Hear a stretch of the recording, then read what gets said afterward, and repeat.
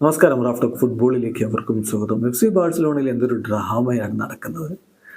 പോകാൻ നിന്ന് ചാവിയെ പിടിച്ചു നിർത്തുന്നു. അത് കഴിഞ്ഞ് ചാവിയെ സാക്ക് ചെയ്യാൻ വേണ്ടിയിട്ട് ബാഴ്സ ബോർഡ് ശ്രമിക്കുന്നു. ഇങ്ങനെയൊക്കെയാണല്ലോ വാർത്തകൾ.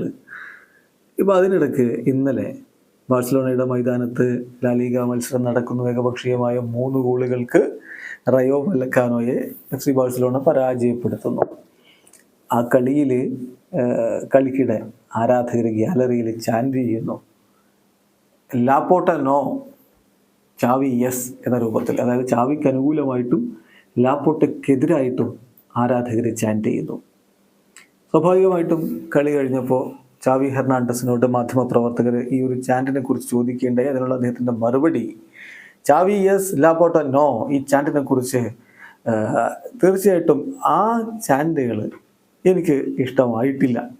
കാരണം ക്ലബിലുള്ള ഏതൊരാൾക്കെതിരെയും എന്തെങ്കിലും ചാൻഡ് വരുമ്പോൾ അതെനിക്ക് ഇഷ്ടമല്ല. തീർച്ചയായിട്ടും ആളുകൾ എനിക്ക് നേരെ കാണിക്കുന്ന സപ്പോർട്ടിൽ ഞാൻ നന്ദിയുള്ളവനാണ്. ബട്ട് ഇത് എനിക്കിഷ്ടമല്ല.